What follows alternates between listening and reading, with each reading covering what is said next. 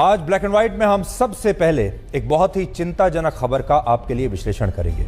भारत में चुनावों के दौरान आप बड़े शौक से सीटों की टैली देखते हैं, किस पार्टी को कितनी सीटें मिली। लेकिन आज हम आपको भारत के लोगों के स्वास्थ्य की टैली दिखाएंगे, यानी आपके स्वास्थ्य की टैली आज आपको दिखाएंगे। और ये टैली अच्छी नहीं है। ये वो आंकड़े हैं जिनसे ना तो हिंदू बच पाएंगे और ना ही मुसलमान बच पाएंगे। इन्हें देखकर हिंदू परिवार भी चिंता में पड़ेंगे और मुस्लिम परिवार भी आज उतनी ही चिंता में पड़ जाएंगे और बचाने वाला कोई नहीं है। आज हम आपको बताने वाले हैं कि दुनिया का सबसे बड़ा लोकतंत्र भारत अब कैसे दुनिया का सबसे बड़ा अस्पताल बनने वाला है। Indian council of medical research और इंडिया डायबिटीज द्वारा की गई अब तक की सबसे बड़ी स्टडी में यह पता चला है कि भारत पूरी दुनिया में डायबिटीज का अब सबसे बड़ा केंद्र बन चुका है और भारत के करोड़ों लोग अब परिश्रम करने की उम्र में बीमार होकर अपना इलाज करा रहे हैं। यह स्टडी वर्ष 2008 से 2020 के बीच लगभग 12 वर्षों तक चली, जिसमें भारत के 1,13,000 लोगों को शामिल किया गया और इनमें भी लगभग 80,000 लोग ग्रामीण भारत के थे।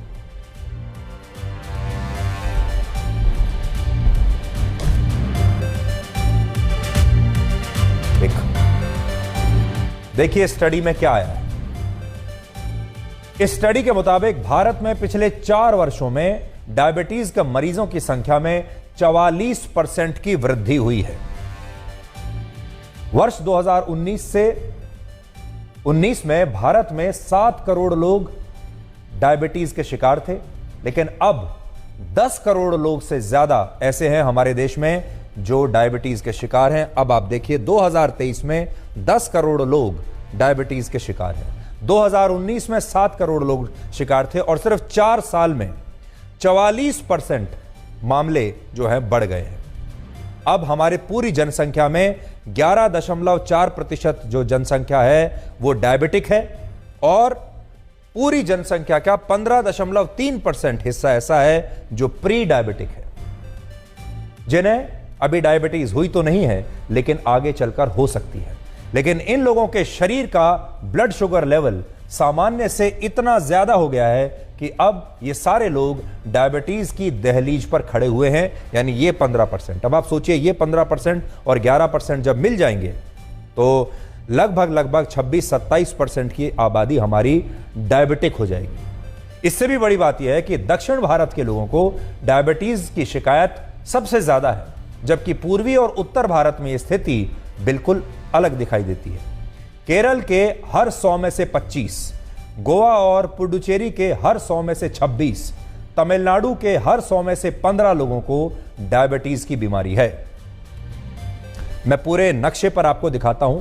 भारत में डायबिटीज के जो मरीज हैं, देखिए चंडीगढ़ में 20% लोग डायबिटीज के मरीज हैं, पंजाब में 13% लोग डायबिटीज के मरीज हैं, दिल्ली में 18% लोग डायबिटीज के मरीज हैं, सिक्किम में 13% लोगों को डायबिटीज है, पश्चिम बंगाल में 14% लोगों को डायबिटीज है, तमिलनाडु में 18% लोगों को डायबिटीज है और केरल में देखिए सबसे ज्यादा 25% लोगों को डायबिटीज है, हरियाणा में 12% लोगों को डायबिटीज है, गोवा में 26% लोगों को डायबिटीज है।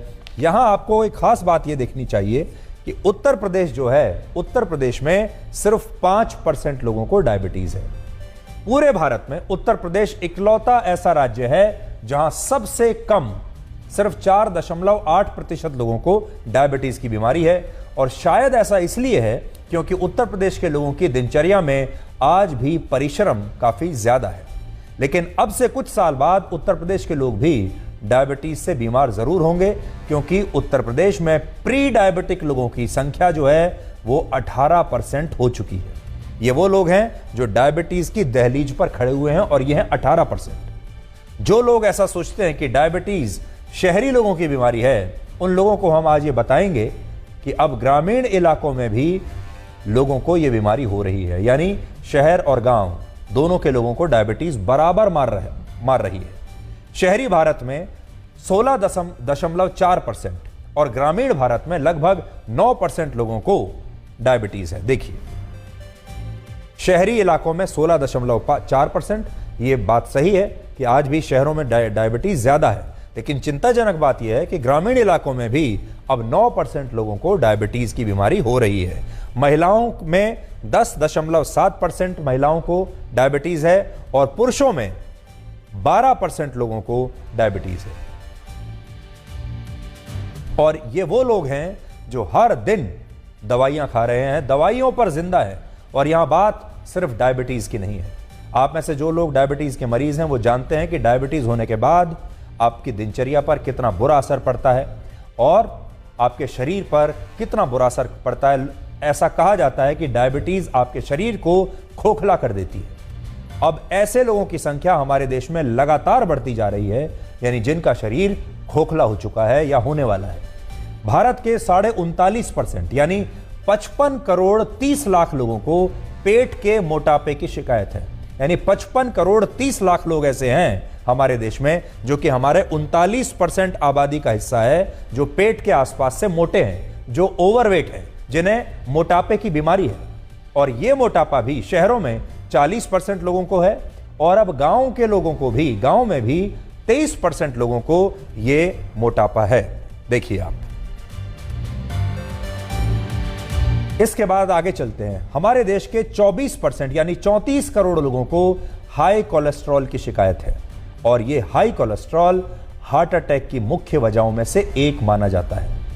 इसी तरह भारत के 35.5% यानी 50 करोड़ लोगों को आज हाइपरटेंशन या हाई ब्लड प्रेशर की शिकायत है।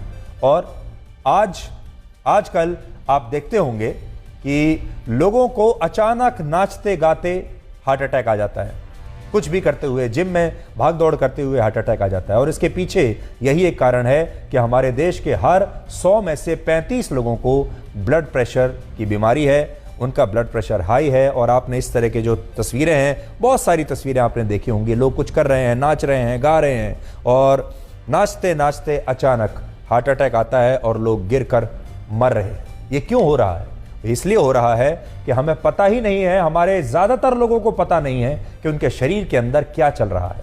वो जानते ही नहीं है कि उनका ब्लड प्रेशर हाई है, वो हाइपरटेंशन के शिकार हो चुके हैं। वो जानते ही नहीं है कि उन्हें डायबिटीज है। वो जानते ही नहीं है कि अब वो मोटापे के शिकार हो गए हैं। और इस बात को लेकर जो जागरूकता है स्वास्थ्य को लेकर, वो आज भी हमारे देश में बहुत कम है।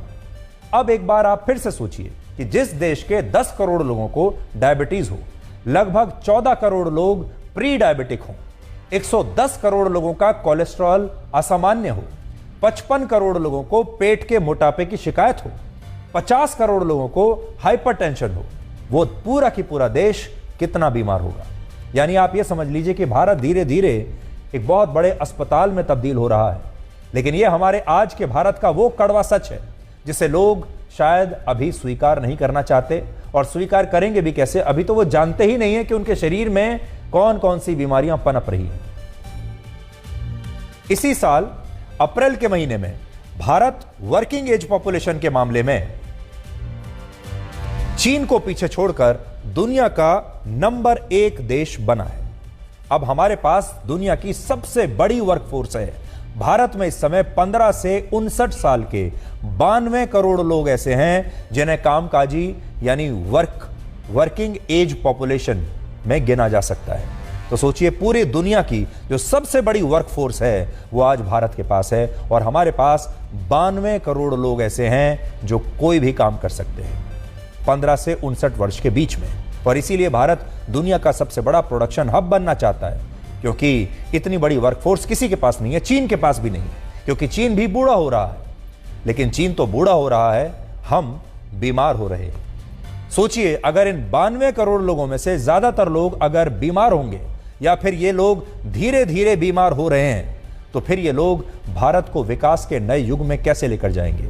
या ये लोग भारत को दुनिया का सबसे बड़ा अस्पताल बना देंगे जहां हर कोई किसी ना किसी बीमारी का इलाज करवा रहा होगा और किसी ना किसी मर्ज की दवाइयों पर जिंदा होगा। मौजूदा समय में भारत में 50 करोड़ लोग ऐसे हैं जिनके पास कोई ना कोई रोजगार है, जो कोई ना कोई काम करते हैं। इनमें मजदूर हैं, किसान हैं, रेहड़ी पटरी वाले हैं, नौकरी पेशा लोग हैं, छोटे और बड़े दुकानदार हैं, ड्राइवर हैं, स्किल्ड प्रोफेशनल्स हैं, इंजीनियर्स हैं, डॉक्टर्स हैं, अकाउंटेंट्स हैं, वकील हैं, ट्रेन और हवाई जहाज के पायलट हैं और इसी क्षेत्र या दूसरे क्षेत्रों में काम करने वाले अलग अलग तरह के लोग हैं। जो कोई ना कोई काम कर रहे हैं। लेकिन सोचिए, अगर ये सारे लोग बीमार होंगे तो क्या ये लोग अपना ये काम ठीक से कर पाएंगे? क्या ये अपनी 100% शक्ति के साथ, ताकत के साथ काम कर पाएंगे? इनमें से हर व्यक्ति ऐसा होगा जो 100% ताकत के साथ काम नहीं कर रहा होगा, बल्कि 40 या 50% ताकत के साथ काम कर रहा होगा। यानी एक व्यक्ति का काम 2 या 3 लोग करने लगेंगे। आज से 4 दशक पहले तक भारत के लोगों की गिनती उन देशों में होती थी जहां लोगों को बहुत परिश्रमी माना जाता था और जहां आलस्य को एक बुराई के तौर पर देखा जाता था। जो लोग आलसी होते थे उन्हें बुरी नजरों से देखा जाता था और कहा जाता था कि आलस एक ऐसा सुख है जिसका परिणाम केवल दुख है। लेकिन धीरे धीरे अब यह स्थिति बदल गई और आज ग्रामीण भारत में रहने वाले लोगों में भी मोटापे की समस्या तेजी से बढ़ रही है और भारत के बहुत सारे लोग अब धीरे धीरे अनफिट होते जा रहे हैं।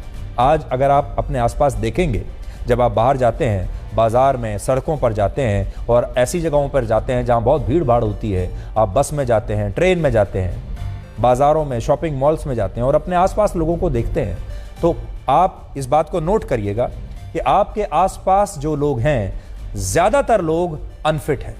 ज़्यादातर लोग आपको ऐसे दिखेंगे जो या तो ओवरवेट हैं, मोटापे के शिकार हैं, या जिनके शरीर स्वस्थ नहीं है और वो किसी न किसी बीमारी से संघर्ष कर रहे हैं, थके हुए से लगते हैं। और ये भारत के लिए और आप सब के लिए अच्छा संकेत नहीं है। भारत में 3 चीज़ें ऐसी मानी जाती हैं जो किसी भी परिवार को अंदर तक तोड़ देती हैं। पहली चीज़ है परिवार के किसी सदस्य को कोई बड़ी बीमारी। दूसरी है अदालतों के चक्कर, किसी के परिवार में कोई लंबा लीगल केस, कोर्ट का केस चलता रहे। और तीसरा है कर्जा यानी लोन। ये 3 ऐसी चीजें हैं जिनमें अगर कोई परिवार फंस जाए तो उस परिवार पर दुखों का पहाड़ टूट पड़ता है। लेकिन सोचिए, भारत भी तो 140 करोड़ लोगों का परिवार है। हम सब एक ही तो परिवार हैं और अगर इस परिवार के बहुत सारे सदस्य, आधे सदस्य बीमार होंगे तो यह परिवार सुखी और संपन्न फिर कैसे रह सकता है? और ये चेन को अगर आप समझेंगे तो देखिए, आज भी हमारे देश में जब लोग किसी के घर में कोई बीमार हो जाता है और बीमारी लंबी चलती है तो लोग उस बीमारी को ठीक कराने के लिए कर्जा लेते हैं, लोन लेते हैं और फिर ये लोन धीरे धीरे उस परिवार को तोड़ता चला जाता है। अब अगर पूरा देश ऐसा होगा तो बीमार लोग सफल नहीं हो सकते, क्योंकि बीमार लोग ठीक से काम नहीं करेंगे तो वो सफल कैसे होंगे? और जब सफल नहीं होंगे तो वो खुश भी नहीं होंगे और ये स्थिति ऐसी होगी कि हमारा देश असफल और दुखी लोगों का एक देश बन जाएगा और भारत के लोगों पर दुखों का एक पहाड़ टूट पड़ेगा और बीमारियों की ये ज्वालामुखी पूरी तरह से धर्मनिरपेक्ष होगी।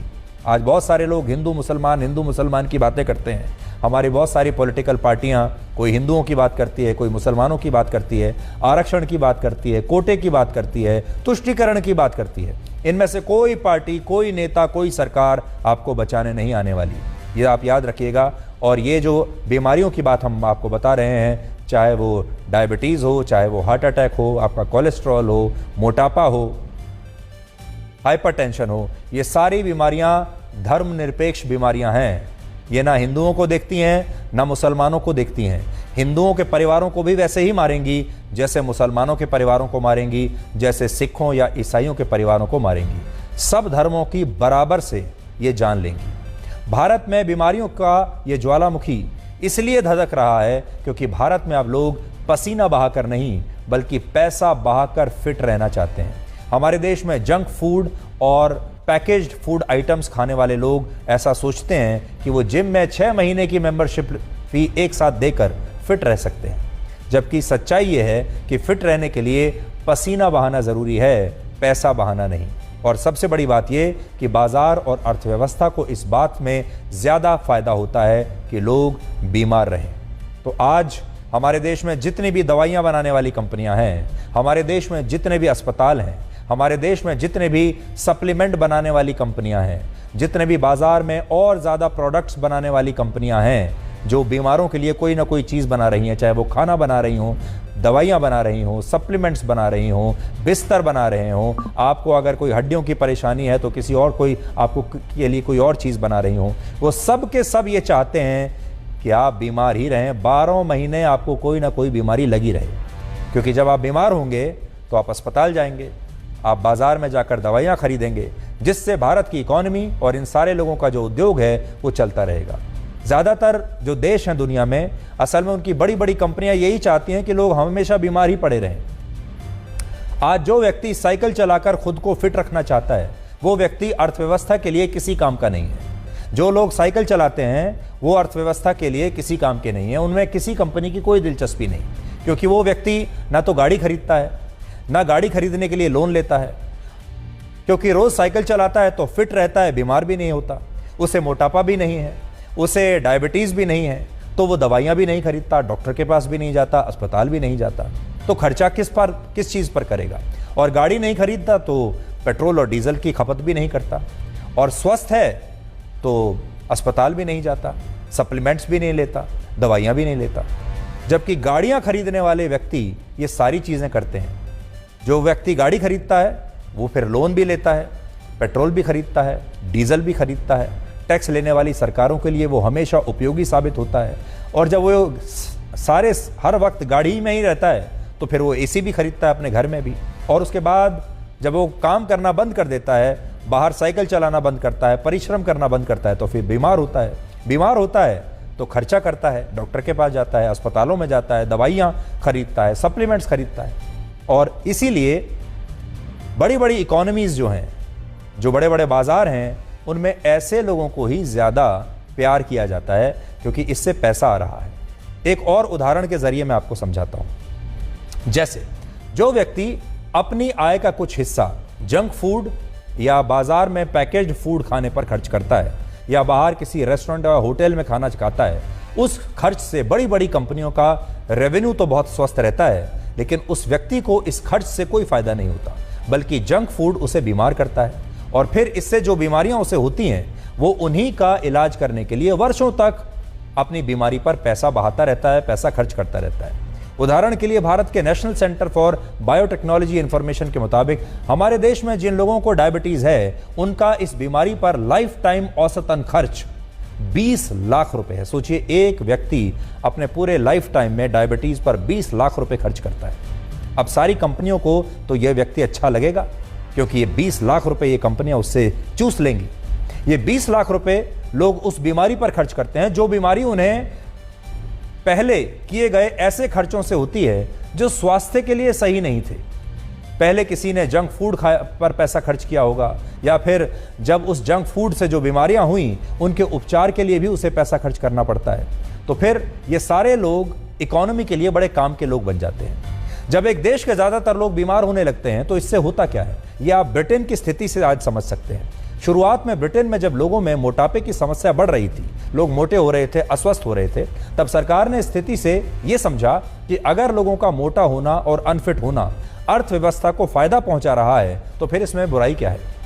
लेकिन कई वर्षों के बाद जब ये बीमारियां बहुत बढ़ने लगी और लोगों ने लंबी बीमारी की वजह से इलाज कराने के लिए समय से पहले रिटायरमेंट लेना शुरू कर दिया, काम करना बंद कर दिया, या लोगों की जो प्रोडक्टिविटी थी वो कम होने लगी, तो ब्रिटेन में काम करने वाले स्वस्थ लोगों की कमी हो गई और लॉन्ग टर्म में उसकी अर्थव्यवस्था को भी नुकसान हुआ। और आज भारत के सामने भी बिल्कुल यही चुनौती है। आज हमारे सामने चुनौती यह है कि हमारे पास वर्क फोर्स तो बहुत है, हमारे पास इतने युवा हैं जितने किसी और देश के पास नहीं है, इतनी युवा शक्ति हमारे पास है, लेकिन ये युवा शक्ति हमारे किस काम की रहेगी अगर ये लोग बीमार हो जाएंगे, अगर इनका ज़्यादातर समय अस्पताल में बीतेगा या फिर दवाइयाँ खाने पर बीतेगा। सबसे बड़ी बात ये होती है कि अगर आपकी आबादी बीमार है, अस्वस्थ है, ख़ास तौर पर डायबिटीज़ जैसी बीमारी से ग्रस्त है, तो उसकी काम करने की जो शक्ति है वो आधी रह जाती है और आपका कोई भी व्यक्ति अपने पूरे 100% शक्ति के साथ काम नहीं कर रहा, 100% एफिशिएंसी के साथ काम नहीं कर रहा। इसका मतलब दुनिया की जितनी बड़ी बड़ी कंपनियां अगर आपके देश में फैक्ट्रियां लगाना चाहती हैं, आपके देश में निवेश करना चाहती हैं, आपके देश में लोगों को रोज़गार देना भी चाहती हैं, तो वो नहीं आएंगी ये सोचकर कि भारत में लोगों की जो कार्य क्षमता है वो बहुत कम हो जाएगी। इसलिए हम जानते हैं आज ये खबर फ्लॉप होने वाली है, हम जानते हैं आज इस खबर को कोई व्यूज़ नहीं मिलेंगे, क्योंकि इस खबर में विवाद नहीं है, इस खबर में कंट्रोवर्सी नहीं है, इस खबर में सांप्रदायिक एंगल नहीं है, इस खबर में हिंदू मुसलमान नहीं है। ये खबर तो हिंदू मुसलमान को जोड़ने वाली खबर है। इसलिए शायद बहुत सारे लोग इसमें मसालेदार खबर ना पाएं, बहुत सारे लोगों को ये खबर मनोरंजक ना लगे, लेकिन आज हम आपको ये बताना चाहते हैं कि हो सकता है ये एक फ्लॉप खबर हो सकता है कि प्राइम टाइम में कोई भी आपको ये खबर ना दिखाए, लेकिन यही खबर आखिर में आपके सबसे ज़्यादा काम आने वाली है, क्योंकि आज हम आपको आपकी नींद से जगाना चाहते हैं। ये खबर हिंदुओं के लिए भी ज़रूरी है, ये खबर मुसलमानों के लिए भी ज़रूरी है। आज आपको जगाना चाहते हैं कि आज ही अपने शरीर के अंदर झांक कर देखिए, आज ही अपने शरीर का चेकअप कराइए और देखिए कि आपके शरीर में अंदर क्या चल रहा है, क्योंकि डायबिटीज़ के जो मामले हैं 44% बढ़े हैं। जिस कदर ये बढ़ रहे हैं लगातार, ये बहुत ही चिंताजनक है और हो सकता है कि कोविड के बाद हमारे देश में इस तरह की बीमारियां और भी ज़्यादा बढ़ रही हों और आपको पता ही नहीं हो कि आपके शरीर में है क्या। और हमेशा याद रखिए, आप अपने घर पर इतना खर्चा करते हैं, बड़े बड़े भवन बनाते हैं, अपने घर की मरम्मत करवाते हैं, अपने घर पर पेंट कराते हैं, उसके अंदर अच्छा अच्छा फर्नीचर रखते हैं और घर आपका एक स्टेटस सिंबल होता है। हमारे देश में माना जाता है जो जितने अच्छे घर में रहता है वो उतना ही अच्छे परिवार का, उतना ही समृद्ध माना जाता है। लेकिन आपका पहला घर आपका मकान नहीं है, आपका पहला घर है आपका शरीर। और अगर आपके पहले घर यानी आपके शरीर में गरीबी छाई हुई है, अगर आपका शरीर बिल्कुल बेकार है, अगर आपका शरीर एक बहुत बुरे घर के जैसा है जिसकी दीवारें अब गिरने जैसी हो रही हैं, जिसकी छत में से पानी टपकता है, अगर आपका शरीर वैसा है तो आप समझ लीजिए कि आपका जो भविष्य है वो कैसा होगा। और अगर आपका भविष्य ऐसा है तो फिर भारत का भविष्य भी ऐसा ही होने वाला है।